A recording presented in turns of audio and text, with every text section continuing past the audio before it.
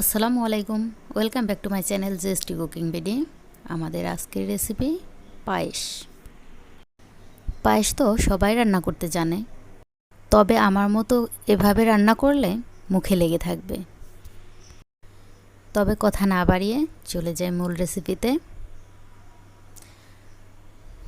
প্রথমে একটি পাত্রে নিয়ে নিচ্ছি 2 চা চামচ ঘি। তার মধ্যে দিয়ে দিচ্ছি বাদাম।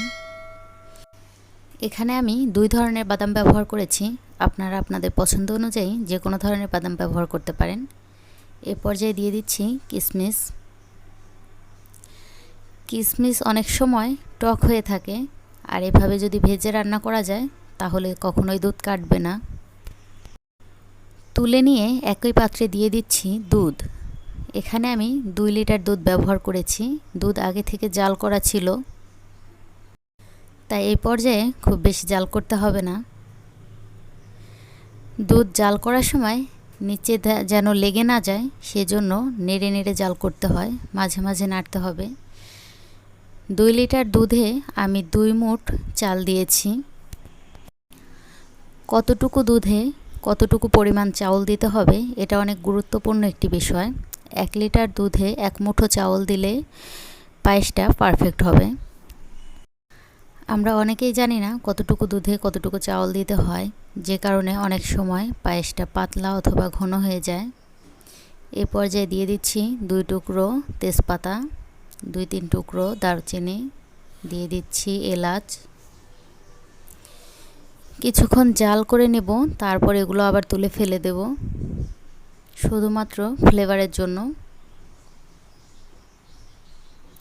মাঝে মাঝে নেড়ে দিতে হবে, না হলে চাল নিচে দলা পেকে যাবে। দিয়ে তুলে নিচ্ছি এলাচ, দারুচিনি, তেজপাতা।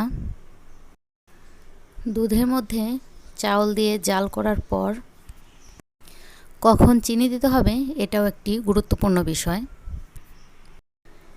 চাল যখন সেদ্ধ হয়ে যাবে কিন্তু একটু একটু শক্ত থাকবে, নরম হয়ে যাবে না, সে পর্যায়ে দিয়ে দেব চিনি। আমি আগে থেকেই লবণ দিয়ে দিয়েছি, এটা দেখাতে মনে নেই। লবণ মিষ্টিতে স্বাদ ব্যালেন্স করে, লবণ না দিলে স্বাদটা কেমন যেন লাগে।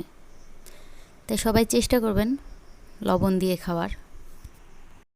এ পর্যায়ে মাঝখান থেকে নাড়ব আর চারপাশ দিয়ে সর হতে দেব, তাহলে পায়েসটা খেতে অনেক মজা লাগে। একটু সরসরও হবে। এ পর্যায়ে মাঝে মাঝে নেড়ে দিতে হবে, নয়তো নিচে লেগে যেতে পারে।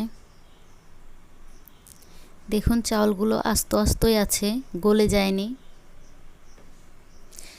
এখন জাল করে করে ঘন করে নিতে হবে। এখানে আমি একটি চাল ভেঙে আপনাদেরকে দেখিয়ে দিচ্ছি কতটা শক্ত আছে। চাল কিন্তু ফুটে গেছে, তারপরও শক্ত শক্ত আছে, ঘুটে যায়নি। ওটা দেখতে কেমন লাগে, একেবারে নরম হয়ে যায়, খেতেও ভালো লাগে না। পায়েসটা এমন হবে চালগুলো আস্তে আস্তেই থাকবে, আবার সেদ্ধও হবে পারফেক্ট, তাহলে পায়েস খেতে ভালো লাগবে। আবার ঘনও হতে হবে, পাতলা পাতলা থাকলেও ভালো লাগে না। এ পর্যায়ে দিয়ে দিচ্ছি আগে থেকে ভেজে রাখা বাদাম কিশমিশ। একটু নেড়ে মিশিয়ে দিচ্ছি। বাদাম কিশমিশ অনেকে কাঁচা দিয়ে থাকে, আমার কাছে কাঁচা দিলে ভালো লাগে না, তাই আমি ভেজে দিই। আর ঘিয়ে ভাজা কিশমিশ বাদামের গন্ধটা অন্যরকম হয়, আর পায়েসের মধ্যে একটু ঘি দিলে উপরে তেল তেল হয়, আর ঘিয়ের সুন্দর একটা ফ্লেভার থাকে, অনেক ভালো লাগে। সুন্দর একটি ফ্লেভারের জন্য দিয়ে দিচ্ছি কেওড়া জল। আপনারা চাইলে স্কিপ করতে পারেন, ভালো লাগলে দিবেন, গোলাপ জলও দেওয়া যায়।